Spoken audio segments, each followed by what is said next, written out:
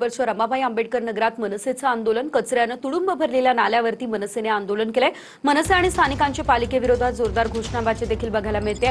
नाल्यामध्ये साचलेला कचरा पालिका आयुक्तांच्या दालनामध्ये टाकण्याचा इशारा देखील देण्यात आलेला आहे. या ठिकाणी मनसेचं आंदोलन सुरू असल्याचं आपण पाहतोय. आंबेडकर नगरमध्ये मनसेने हे आंदोलन सुरू केलं.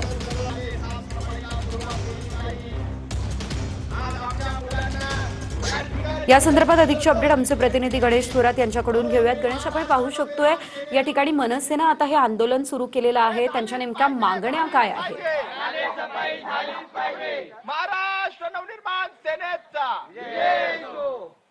नक्कीच सेजल, आपण सध्या घाटकोपर रमाबाई नगर आंबेडकर नगर या ठिकाणी आहोत. पाहायला गेलं तर नाले सफाईचा दावा ठाणे मुंबई महानगरपालिकेने केला होता, पालिका आयुक्त असेल तसेच महापौर यांनी. मात्र पाहायला गेलं तर या रमाबाई नगरमध्ये मोठ्या प्रमाणात नाल्याचा जो कचरा जो आहे तो पूर्ण साचल्याचं चित्र आपल्याला पाहायला मिळतं. यामुळे आरोग्याचा धोका निर्माण झालेला आहे. महाराष्ट्र निर्माण सेनेच्या वतीने पाहिलं तर या ठिकाणी अनेक वेळा या ठिकाणी निदर्शने करण्यात आली होती. मात्र पाहायला गेलं तर आता सध्या अविनाश कदम जे आहेत ते मनसे नेते त्यांनी थेट आता नाल्यामध्ये उतरून या ठिकाणी ठिय्या आंदोलन केलेलं आहे.